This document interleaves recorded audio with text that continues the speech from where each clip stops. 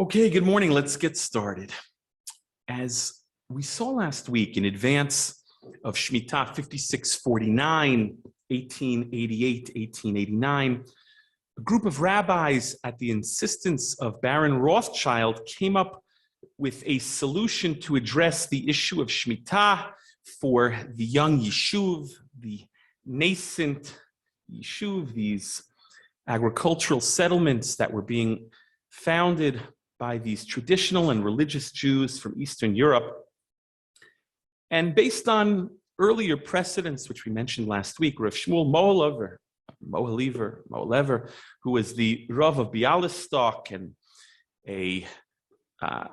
as scholars and historians would dub them, one of the proto-Zionists. He was a proto-Zionist. He was one of the Mevasrei Tzion, one of the founders of the Chovevei Tzion movement, which we discussed last week, together with Rav Yoshua Trenk of Kutna, also big posek, big Talmud Chacham, who had very positive feelings towards Aliyah to Eretz Yisrael. At the time, Rav Shmuel Klapfish, who was the Av Beit Din of Warsaw, along with the stamp of approval from Rav Yitzchak Elchanan Spector, one of the leading poskim at the time, one of the Gedolei Hador. I mentioned that the school where I studied, the yeshiva where I studied, Rabbi Yitzchak Elchanan Spector, which is named for Rav Spector, YU, in their library, they have this whole exhibit dedicated, or the section of the library dedicated to Rav Yitzchak Elchanan Spector, and they call him a modern-day Rosh Kibahag, Rosh Shel Kol Bnei Hagolah. Okay, so these Rabbonim, together with the stamp of approval of Rav Yitzchak Elchanan Spector, devised the Heter Mechira, again, based on earlier precedents, to allow members of this young Yishuv, this fledgling settlement, to work their land during the Shemitah year. And we looked at the original Heter together, and we examined the text, and it allowed for Malachot D'Rabbanan, those activities that are only rabbinically prohibited. It allowed, in the Heter of Rav Shmuel Mohilever and Rav Yoshua Kutna and Rav Shmuel Klapfish, it allowed for even Jews to work their land. Rav Yitzchak Elchanan Spector, I mentioned, was machmir and insisted on Gentiles working the land. And if you noticed, the Heter that we read together had a clause. It said that it was only good for 1 year. Okay, only good for that Shemitah of 1888, 1889. It had a tokef, if you will, an expiration date. So the issue would have to be revisited and renewed 7 years from then. And that has been, sort of one of the approaches that poskim have taken, that you have to evaluate each Shemitah independently, individually, based on the current needs and the current situation. But nevertheless, it met with tremendous opposition, and leaders of the old Yishuv, Rav Shmuel Salant, who was the Rav of the Ashkenazi community in Jerusalem, we mentioned, along with Rav Yeshua Leib Diskin, who was the Brisker Rav in Jerusalem. They vehemently opposed the Heter Mechira, and they saw it as a breach in halacha, a breach of tradition by this new Yishuv. And they saw members of the Chovevei Tzion as maskilim, as anti-religious nationalists, as secularists, these modern Jews coming and developing these agricultural settlements. They saw it as a breach. And in fact, this led to a major rift, which we feel the ripples and reverberations of even today. Now, this initial Heter, and we didn't have too much time to get into it last week, but it led to tremendous confusion in that first year of 1888, 1889. It was something new. And so in that first year that the Heter Mechira was invoked, many of the Moshavot, including Maskeret Batya, the very Moshav that Rav Shmuel Mohilever founded, did not rely on the Heter. And there was confusion, and there was frustration, and there was anger. Baron Rothschild was furious. He had insisted that these Moshavot, that he was bankrolling, observe Shemitah with the Heter Mechira. And in addition, maybe his ego was bruised. He wanted to save face. So he was very upset. And this led to many Jews abandoning the Moshavot, some even being thrown out of the Moshavot by Baron Rothschild and his land administrators. Even Eliezer ben Yehuda, the father of modern Hebrew, we mentioned last week, weighed in on the controversy. He had an interest in seeing the success of these settlements. Ironically, in the beginning, he supported those rabbis who said that you should follow Shemitah to a T and didn't allow for any leniencies because he felt that it would encourage more Jews from Eastern Europe to make Aliyah if they could observe Torah laws here in the land of Israel. It wasn't difficult. And then he changed his tune. He felt that, no, we should follow the Heter Mechira. Now, he wasn't a rabbi, he wasn't a posek, but he had some skin in the game, so to speak, because he wanted to see the Aliyah continue and strengthen and grow.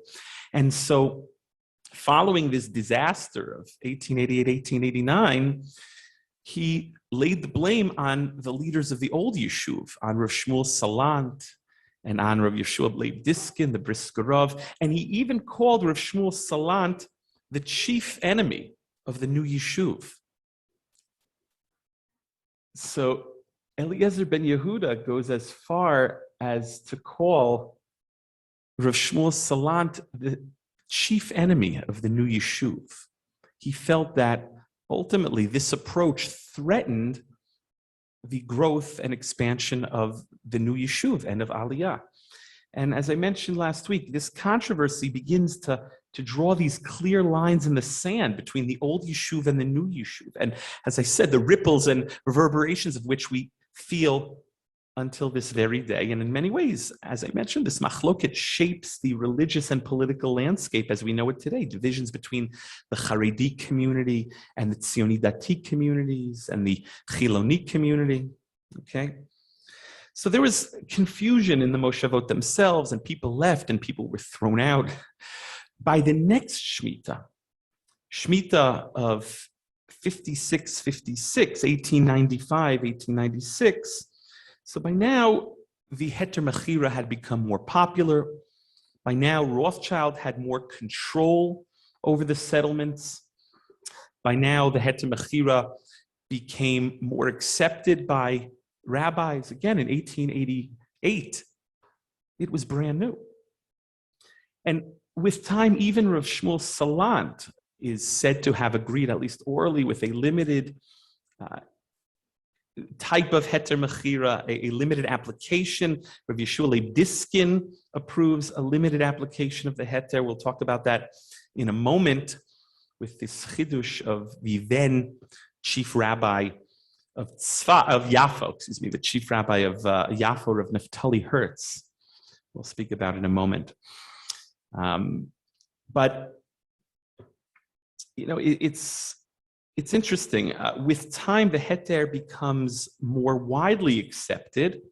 At the same time, there was and still is major opposition. So the acceptance grows, as does the opposition. So this morning, I'd like to explore together with you just what some of that opposition to the Heter Mechira was and is. Okay, what's some of this opposition? Why all the opposition? You had major poskim that allowed for the Heter Mechira. So you have two major poskim that come out against the Heter Mechira, among those who do, but the two that I'll mention who are sort of early opposers of the Heter Mechira, in addition to Rav Shmuel Salant and Rav Yeshua Leib Diskin, those who were living here in Israel at the time, the rabbis of Europe begin to start weighing in. And two of the major poskim at the time were the Beit HaLevi and the Nitziv, both of Volozhin, both major poskim, major Gedolei Torah. And part of the reason for their opposition was because they believed, based on their reading of the Rambam, this is a Rambam that we already explored in previous shiurim, but based on their reading of the Rambam, they believe that Shemitah nowadays is min haTorah, that it's deoraita, that it is biblical. unlike most of the Rishonim and Achronim who believe that Shemitah nowadays is only rabbinic. So if we're talking about a Torah mitzvah, so there is much less room to be lenient. With a rabbinic law, we can be lenient. There's some latitude. We can invoke b'makom pseida lo gazru rabbanon, b'makom hefsed. If it's going to impose a serious financial loss on an individual, we can be lenient. If we're dealing with a Torah law, so, okay, it's a lot more difficult.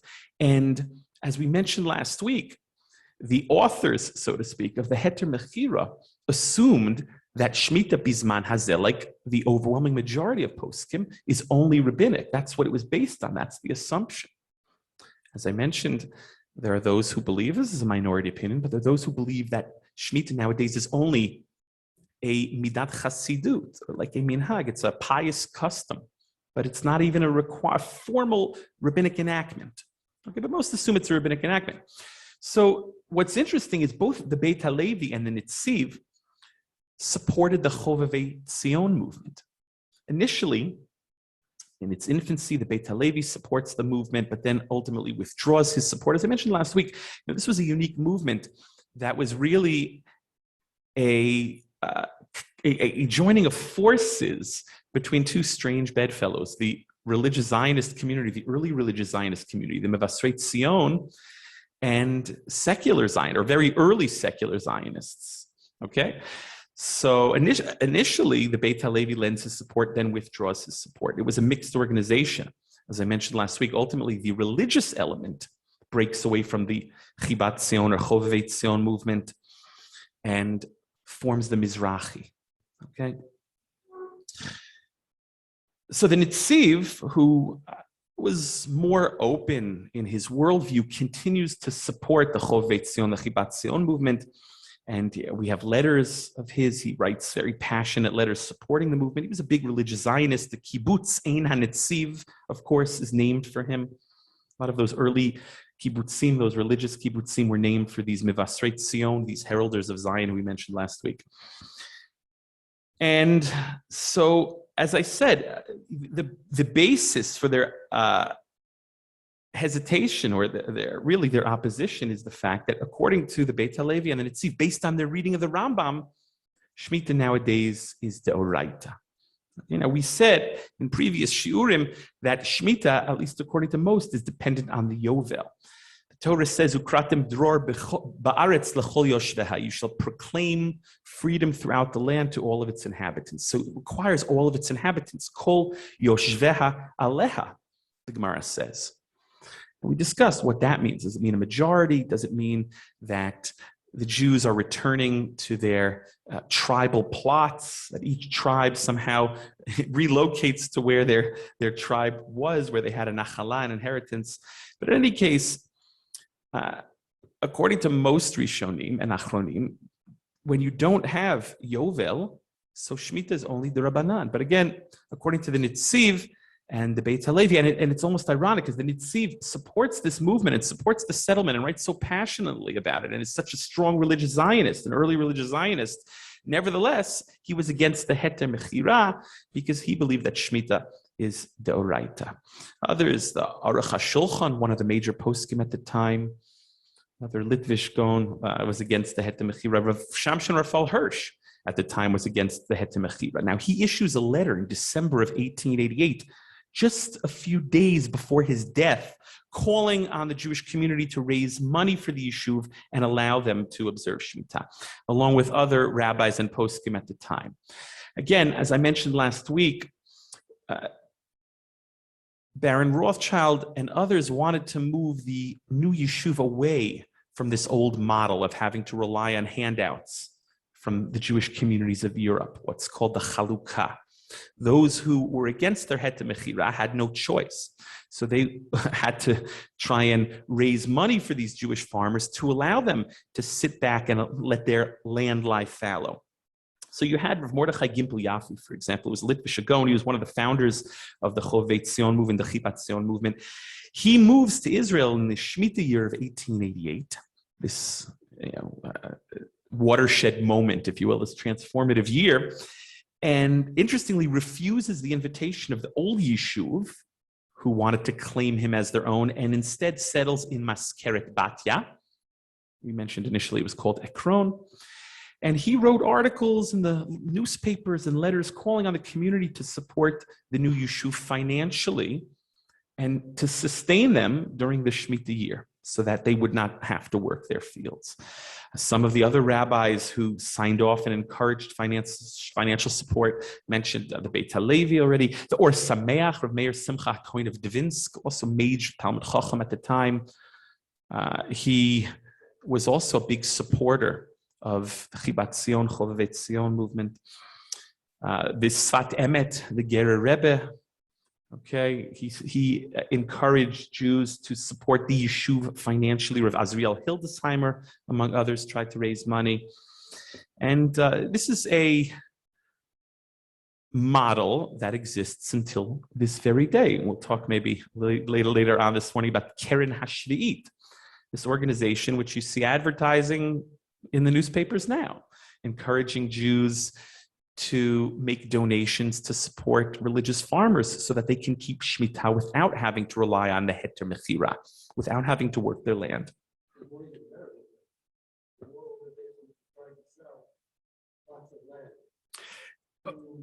So you mentioned this organization that's trying to sell plots of land.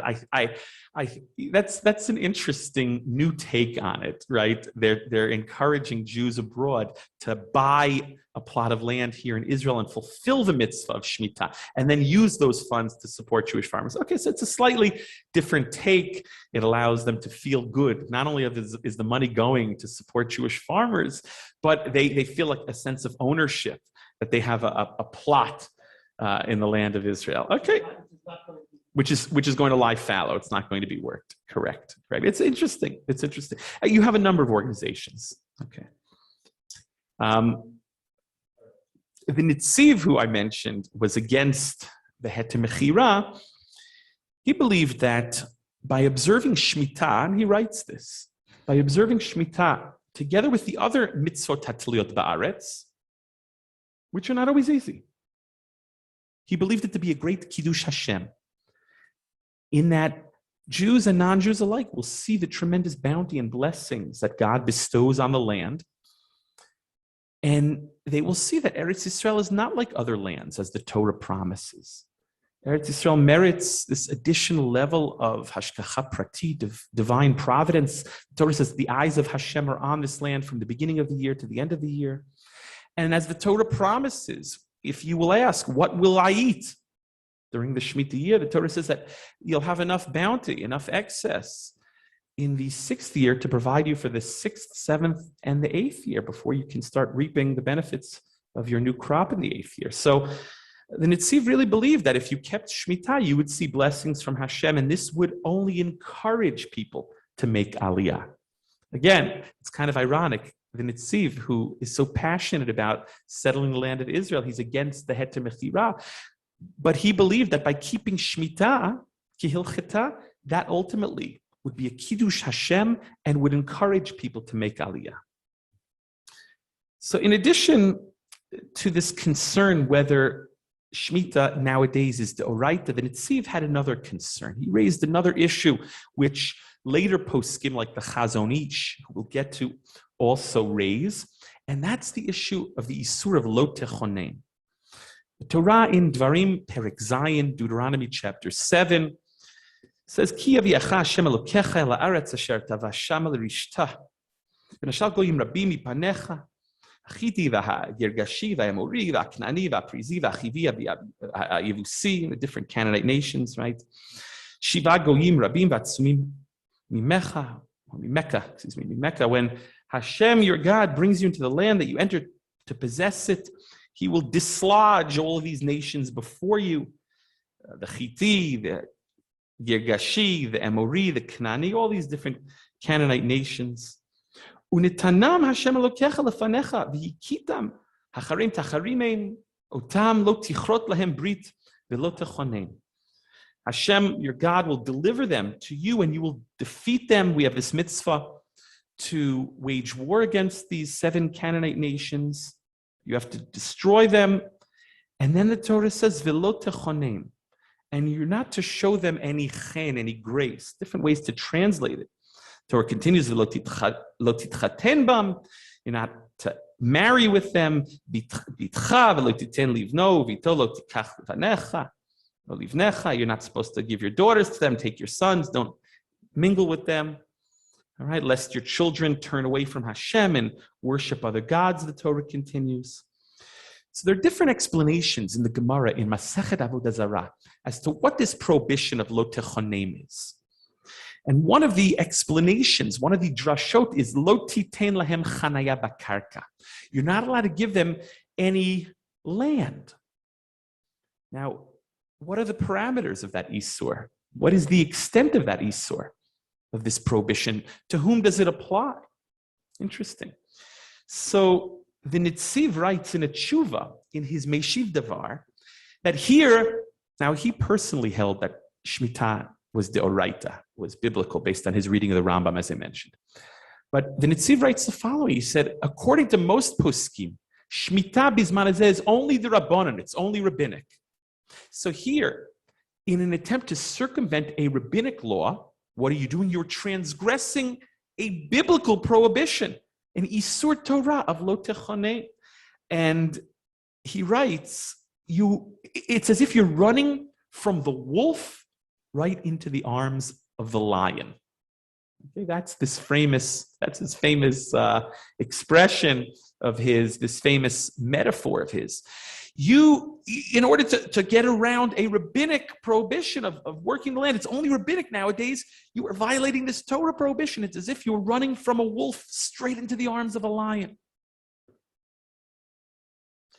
Now, it's interesting. Rav Yitzchak Elchanan Spector, who gave his stamp of approval to that Heter Mechira, he addresses this issue and explains, based on earlier sources, that this prohibition of lo techonem only applies to idolaters. And who were they selling the land to? Presumably they were selling the land to Muslims. And most poskim, the overwhelming majority of poskim, assume that Islam is not avodah zarah. There is a minority opinion, but without getting into it this morning, most assume that Islam is not avodah zarah. It's a monotheistic religion. That means a Jew perhaps can even enter into a mosque. That's another interesting discussion I've written about in the past and spoken about. But what's interesting here is Rav Yitzchak Elchanan Spector, one of the early poskim to address this very issue, says it's not a problem because this Isur only applies to an idolater. And the Muslim that we sell the land to is not an idolater. Interestingly, nowadays, the Rabbanut sells the land to completely avoid this concern. The Rabbanut sells the land to a ger toshav. Now, far beyond the scope of our discussion this morning, can you even accept gerei toshav bizman hazeh, who can have a status of a ger toshav?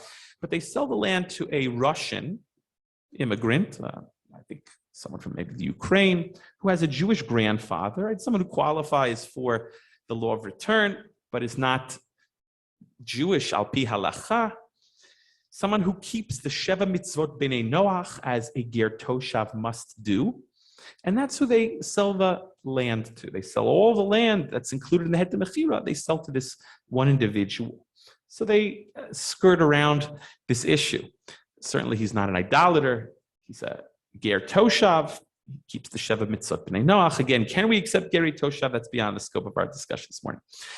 Another answer to this opposition or this argument, another approach was that of Rav Yoshua Trunk of Kutno, who again was one of the poskim who signed that first Heter Mechira in advance of Shemitah 1888, 1889, together with Rav Shmuel Moaliver.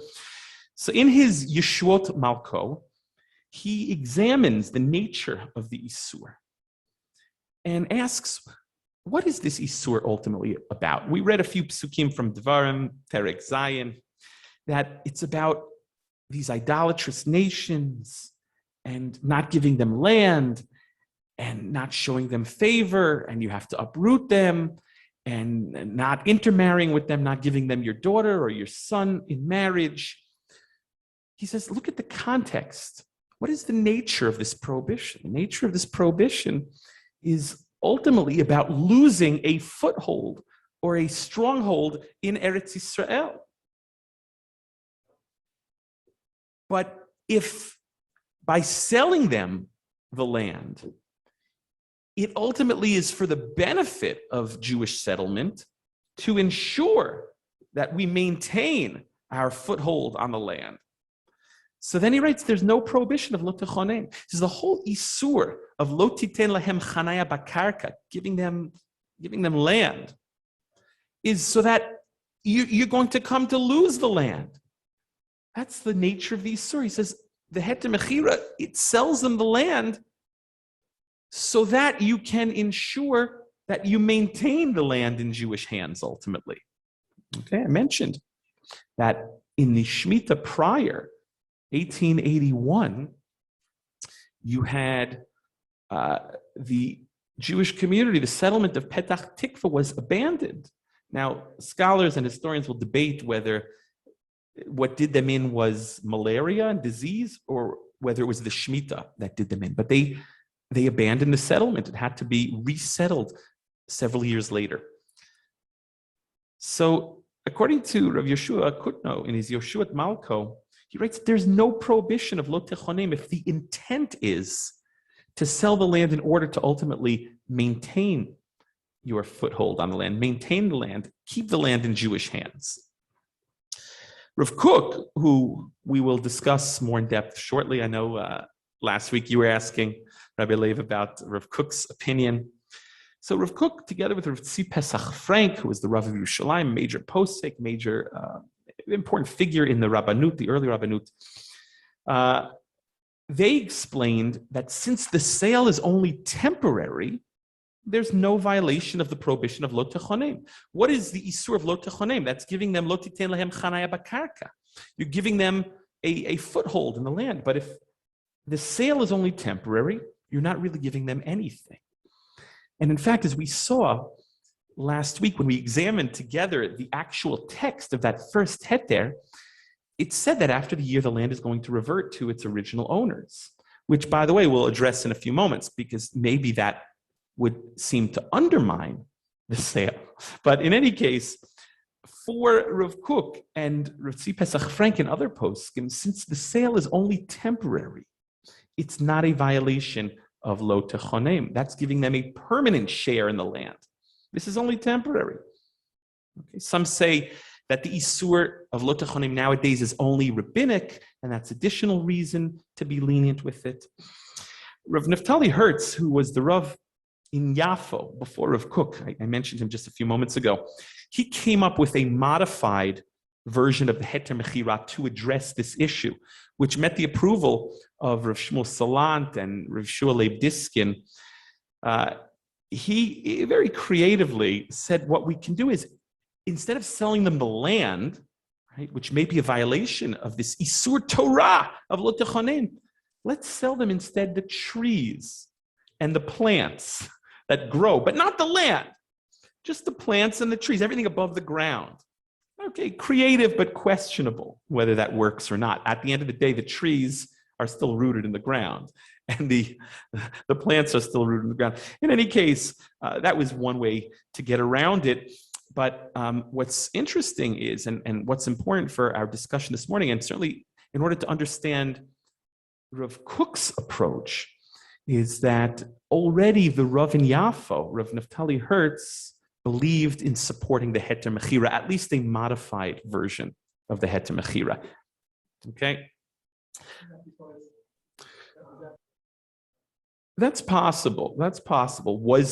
Was his approval because Yafo was at the time, Yafo, we think of Yafo as the city, but there were farms there, and just outside of Yafo, maybe his approval was because Yafo was closer to the agricultural settlements. You could argue that maybe the rabbis in the old yeshuv within the walls of Jerusalem were detached.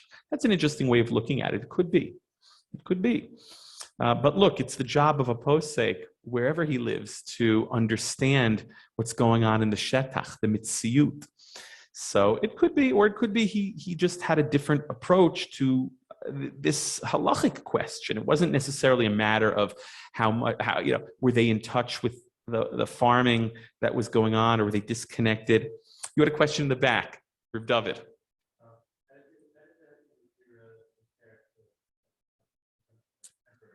How does the Heter Mechira compare to the sale of chametz? So the sale of chametz is already discussed in the Gemara. That's so there's already a precedent from the Gemara. That's first of all the Mishnah, the Gemara, right? Chazal already. So there already is a big difference. The Heter Mechira was seen as this, new chiddush introduced by these reformers coming from Europe, part of the Yishuv HaChadash, this new young Yishuv. I think that's one major difference. There were those who drew parallels and drew comparisons. The difference is, at least with regards to this issue of lo techanem, is there's no problem. I mean, you're not allowed to own chametz, of course, right, on Pesach. So you sell your chametz. But there's no problem in selling chametz. The sale itself doesn't violate any other issue. There's a question whether the sale works or not. Maybe it's still yours, and maybe you're still over on Bal Yireh, Bal Yamatzeh. That's a different discussion, whether the sale works or not, what the sale requires. But inherent in the sale is no violation, whereas maybe inherent in the sale of the land of Israel, there is this Torah violation of lo techanem.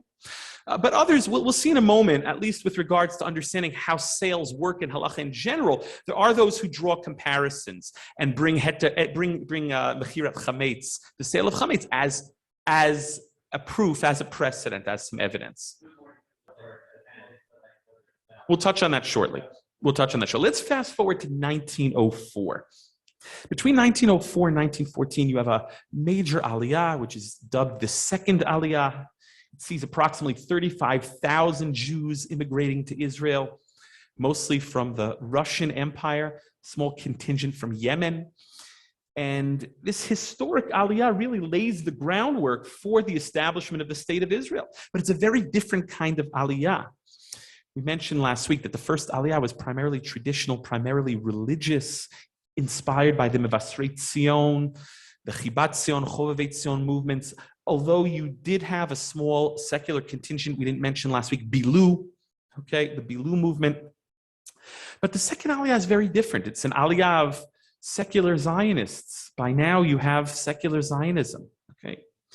So it's primarily a second aliyah.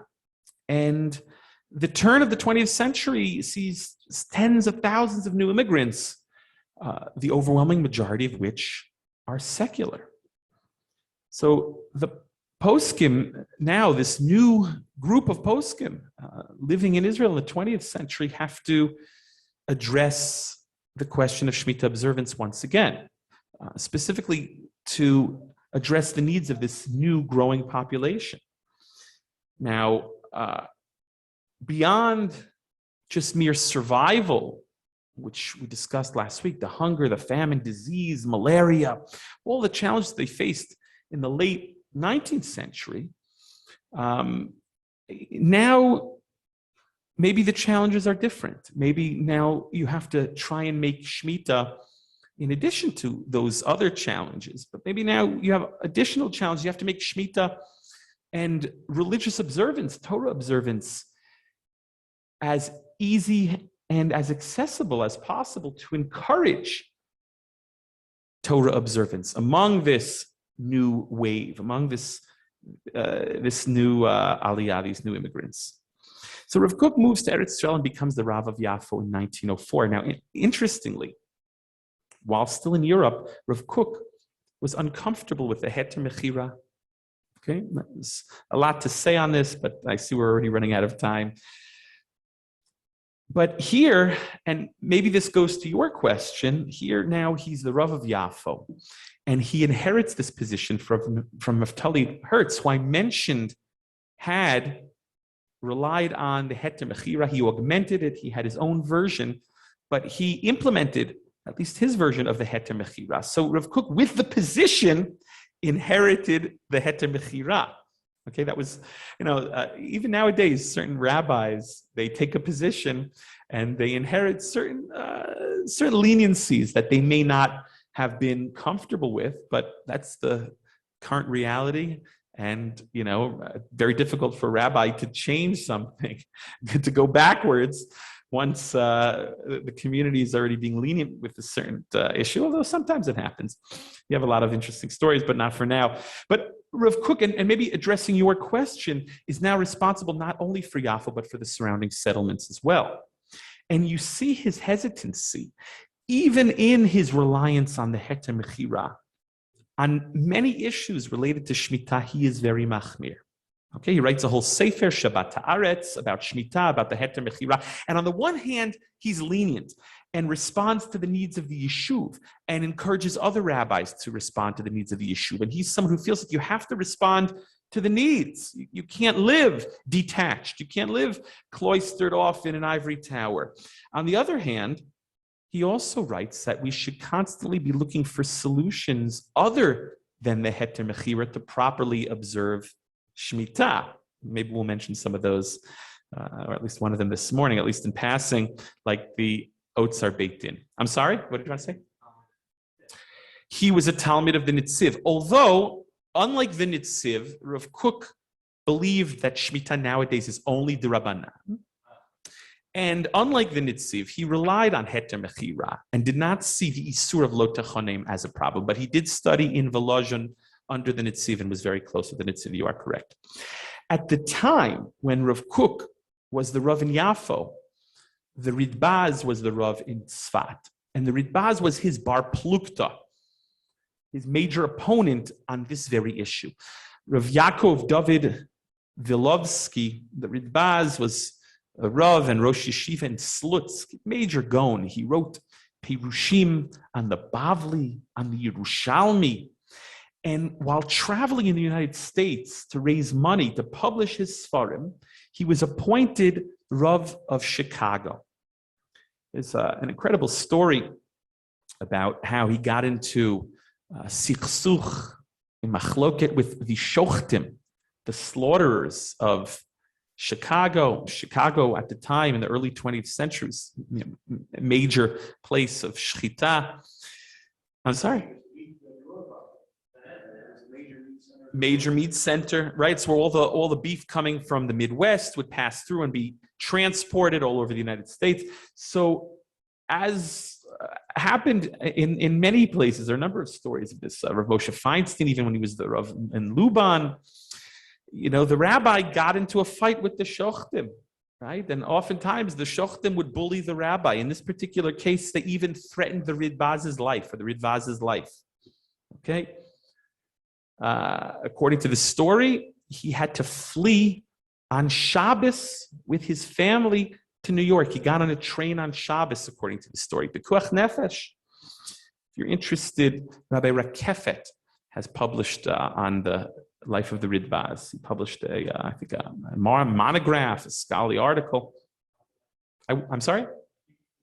It's in his collected writings. I once years ago, many years ago, I looked through the article at the National Library, the Sifra Leumit here in Jerusalem. If anyone's interested, fascinating.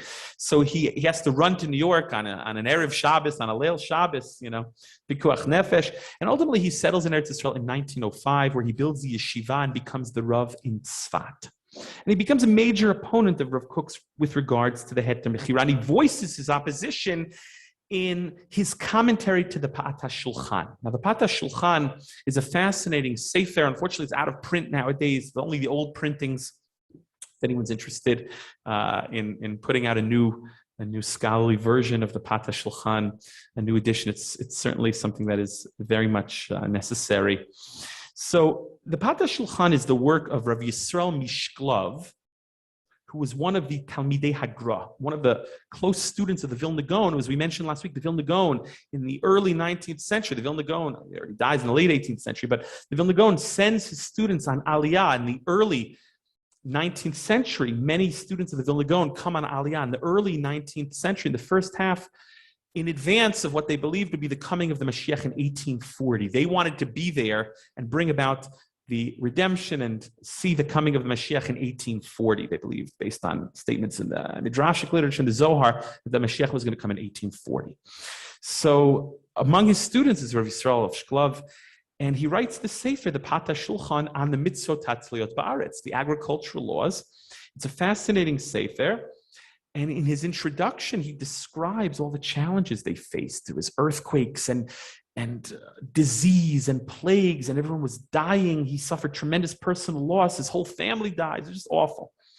So the Ritbaz writes a perush, a commentary to the Pata Shulchan, and there he attacks the Heter Mechira. Okay. Now it's interesting. In 1909, the Ritbaz turns to Rav Kook. They were the two major rabbanim in Eretz Yisrael at the time. He turns to Rav Kook to approach Baron Rothschild for financial support in advance of the Shemitah year. And Rav Kook refuses, instead saying that we have to find support and justifications for the Heter Mechira and support the struggling farmers. Now the Chazon Ish arrives in Israel in 1933. By the way, many don't know this, with the help of Rav Kook, among others. By then already, 1933, Rav Kook is older. Remember, he dies in 1935.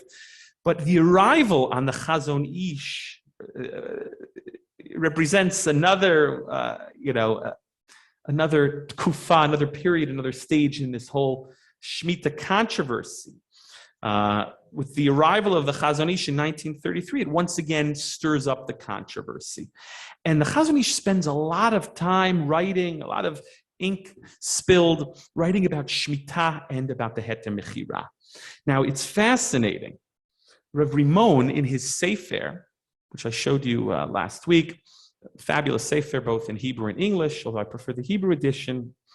You see, he writes with such clarity that sometimes the English doesn't always capture. I apologize to the translator. No hard feelings, not personal, but it's hard to translate a Sefer, obviously. Things always get lost in translation. But in both Hebrew and English editions, in the back, it's almost like an appendix. There's a chapter which compares Rav Kook's approach with the Chazon Ish's approach. Okay, and we don't have time, we're almost out of time, but I'll just mention that it's fascinating that, the Chazon Ish is always associated with the Machmir opinion with regards to his shiurim, his measurements, right? Bigger than everyone else is the Chazon Ish versus Rav Chaim Noah, right? And with many areas of halacha, he's always associated with the Machmir opinion, correct? So it's fascinating. Both the Chazon Ish and Rav Kook believed that Shemitah nowadays is only the Rabbanan, it's only rabbinic.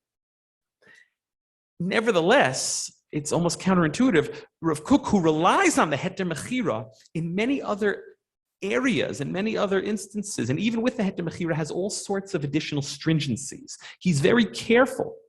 Could be provoked by his tremendous feelings of the Kiddushat Haaretz, the sanctity of the land. Whereas the Chazon Ish, where he rejects the Heter Mechira, he's a lot more lenient in so many areas with regards to Shemitah, because it's only the Rabbanan Bisman Hazeh. And if you're not going to rely on the Heter Mechira, so you have to find other creative ways of allowing people to survive.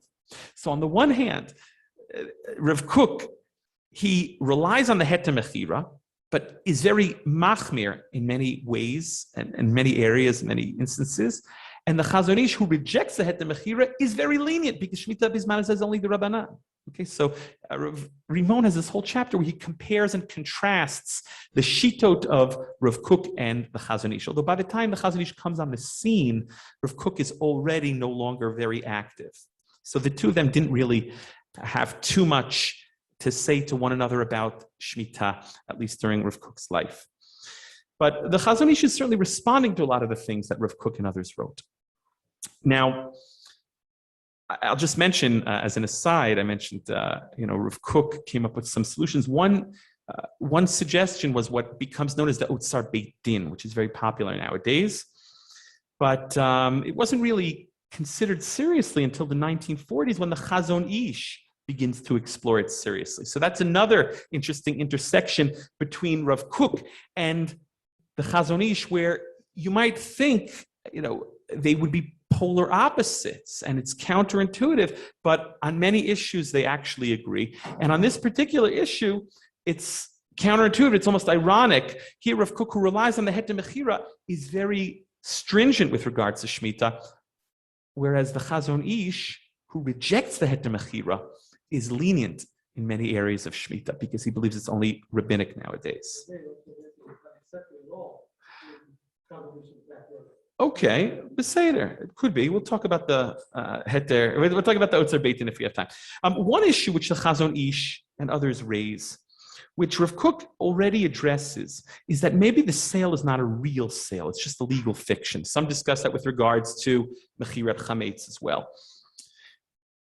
Especially as we saw the original Heter, in the text of the Heter, it says that this sale is only good for 1 year, and at which time, after this contract expires, the land will return to its rightful owners. So how valid is that sale? In addition, some raised at the time, including the Chazon Ish, but even before, the sale was not registered with the tabu, I think it's called, the official land, the tabu, the official land registry, whether it was under the Ottomans, or the British, or following the establishment of the State of Israel. So I'll just mention that nowadays everything is official. The rabbinate ensures that it is a valid sale according to Israeli law. But at the time, the Chazon Ish and others questioned the validity of the sale. If it's only going to go back to Jewish hands at the end of the year, maybe it's not a sale. And if the sale is not registered in the official land registry, so that undermines the validity of the sale. That shows that you have no intent to actually sell what you're trying to sell. And that invokes the issue of Gemirat Dat. When you sell something, there has to be Gemirat Dat. There has to be full disclosure, if you will. Okay? It has to be a real sale. So Rav Kook and Rav Tzvi Pesach Frank wrote that even if the sale is not on the books, so to speak, it's still a valid sale, at least according to halacha, because the two parties have an agreement. They write up a contract, even though it's not on the official books, it's not in the land registry. Some drew on a tshuva of the Divrei Chaim, Rav Chaim of Tzanz, and maybe this addresses your question, Rav David, that the sale of chametz, the Divrei Chaim writes, even without the official seal, the gushpanka, the stamp of the secular courts at the time, I guess in certain places, in order for a sale to be valid, it had to have some official stamp of the secular government. The Divrei Chaim considered it a valid sale. Again, it's an agreement in writing between a Jew and Gentile. Halacha views it as a sale, even though maybe it's off the books officially. But the Chazon Ish rejected this and felt no. If the sale is not registered with Israel's official land registry, that undermines the sale. It's not a valid sale. Again, today this is not a concern because the Rabbanut makes sure that everything is done according to Israeli law. Okay. Another reason for the Chazon Ish's opposition, he ruled like the Mabit. Now, if you recall, we discussed this at length, mentioned it a number of times. There's a major machloket between the Beit Yosef and the Mabit with regards to whether the land retains its Kiddusha while in Gentile hands. Now, the Beit Yosef and the Mabit, who were living in the 16th century, were not addressing the sale of the land per se, but they addressed a similar scenario. What if you have land that's owned by a Gentile during the Shemitah year? Does the produce from that land need to be tithed? Do you have to remove Trumot and Ma'asrot? Or do you say no, during the Shemitah year, since everything is Hefker, as we've explained, there's no obligation to remove Trumot Uma'asrot. Now, the Mabit felt that the land retains its Kiddusha even while in Gentile hands. So you do not remove Trumot Uma'asrot. That was the point of contention. That was the Nukudat HaMachloket. That's what they were arguing about. Whereas the Beit Yosef, Rav Yosef Karo, who many paskin like, felt no. If the land is owned by a non-Jew, it loses its Kiddushat Shemitah, Kiddushat Shvi'it. The land is released of its obligation of Shemitah, and therefore you would have to tithe its produce. You would have to separate Trumot Uma'asrot. Okay, now most paskin like the Beit Yosef, and the authors of the Heter Mechira, those who invoke the Heter Mechira, assumed, like the Beit Yosef, that when land is owned by a non-Jew during the Shemitah year, that land is released of its obligation of Shemitah. It doesn't have Kiddushat Shvi'it. That's how they paskined.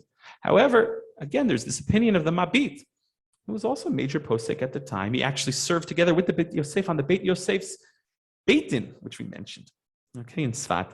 And the Chazon Ish paskin like the Mabit. Okay, so that's another major reason why the Chazon Ish rejected the Heter Mechira, even though, as we mentioned, the Chazon Ish believed that Shemitah Bizman Hazeh is the Rabbanan. Okay, so in addition to his leniencies, as I mentioned, the Chazon Ish on the one hand rejects Heter Mechira, but has all these leniencies. He also sets up the Keren HaShmitah, which you have until this day. These funds, this fund, Keren HaShmitah, and other funds which collect money from Jews abroad in order to allow Jewish farmers here in Israel to observe Shemitah, Kidatu, Kidin without relying on the Heter Mechira.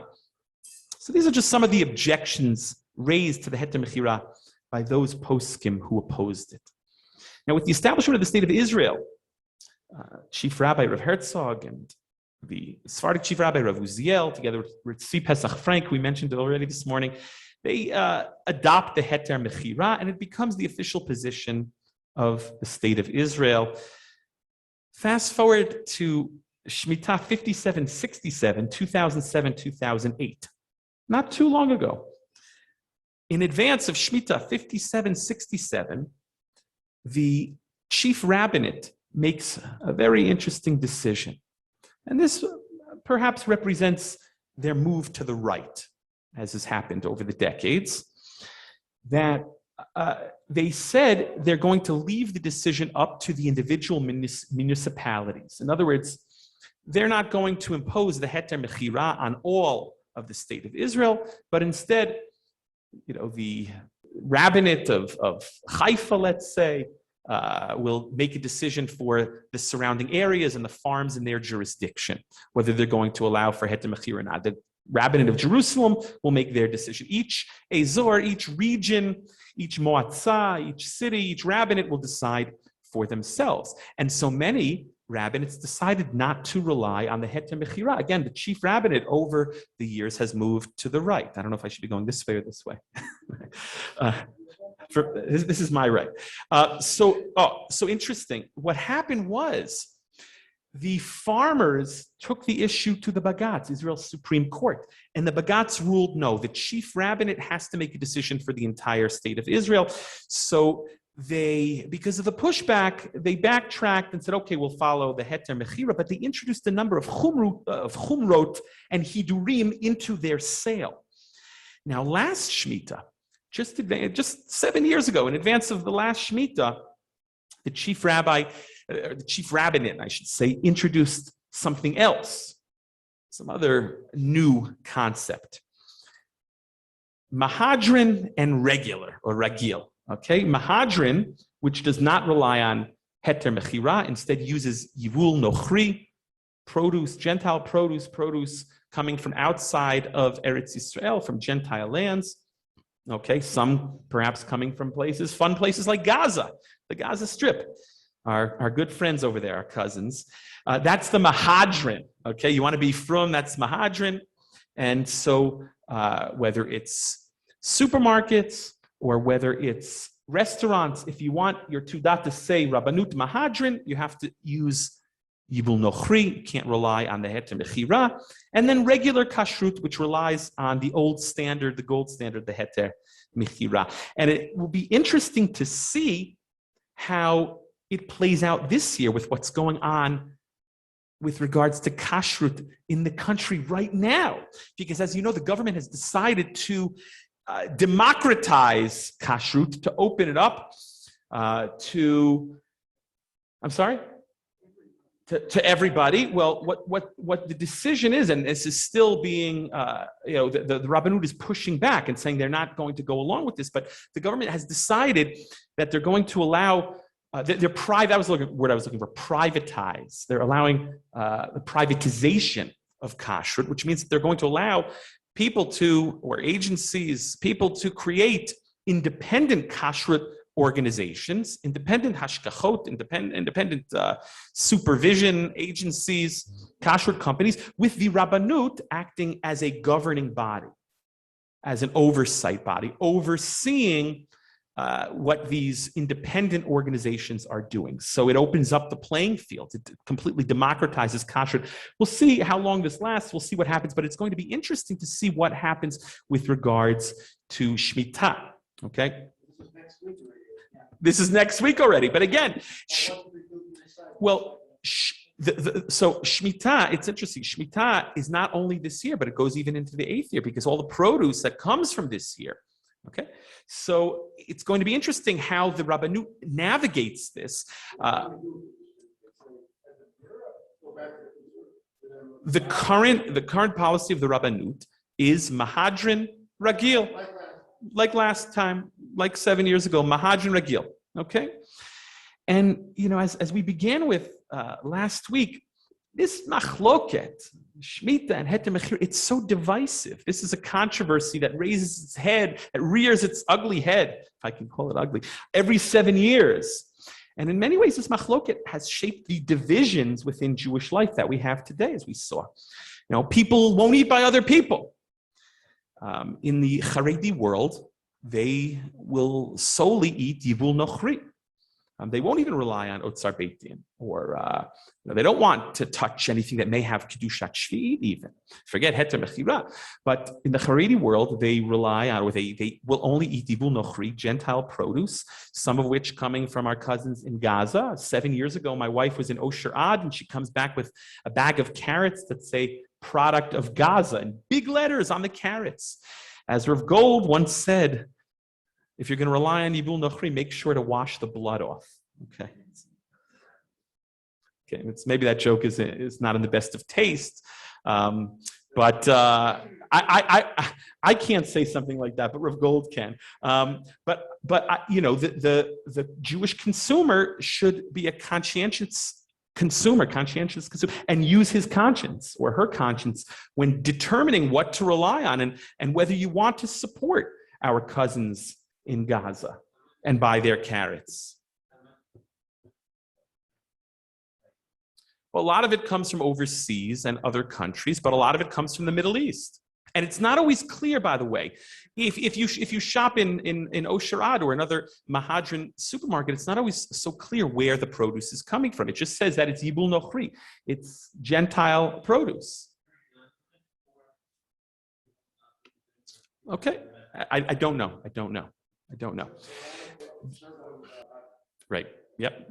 So again, I urge the consumer to shop with his or her conscience.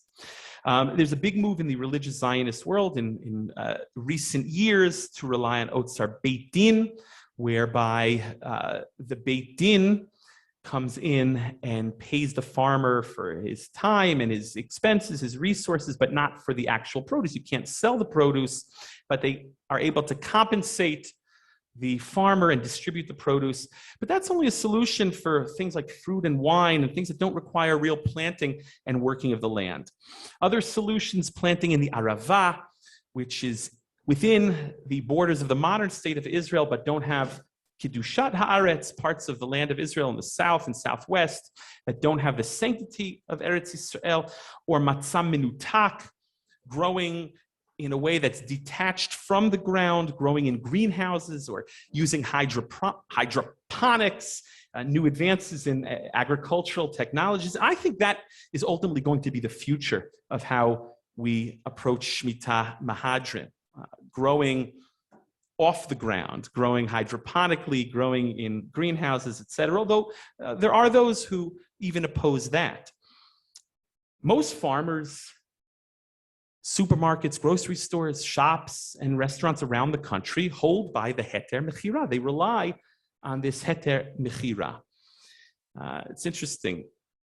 You look in some of these Sfarim, some of these books written about the laws of Shemitah, and you see the way Heter Mechira is described there. All the Gedolim were against it. All the Gedolim opposed it. As we saw together this morning and last week, not true. You had many great Gedolei Hador, many great Gedolei HaPoskim who approved it. But I think that nowadays, maybe there's a different way of looking at it. You could argue that, well, nowadays, thank God, we live in an affluent Western country, the modern state of Israel, with all of its problems and challenges, is the startup nation. Surely they can support Jewish farmers to observe the laws of Shemitah properly, kidatu kidin, without having to rely on the Heter Mechira. And you could say, well, maybe the concerns that those poskim, like Rav Shmuel Mohaliver and Rav Shua Trunk of Kutna and Rav Klapfish and Yitzchak Elchanan Spector, and even later Rav Kook, maybe they're not valid nowadays. But I think there are other concerns as well. While maybe sustaining a young yeshuv is not so much of a concern nowadays, maybe pikuach nefesh is not so much of a concern nowadays, but certainly there are other concerns that we should be concerned for. Making kashrut as easy and as accessible as possible, not just for the religious community, but for the entire country. And isn't that something that we want, to make Torah observance as easy and accessible as possible for the broader public? I will end with that question. Have a wonderful day. We'll see you all in Mitzvah Hashem next Wednesday.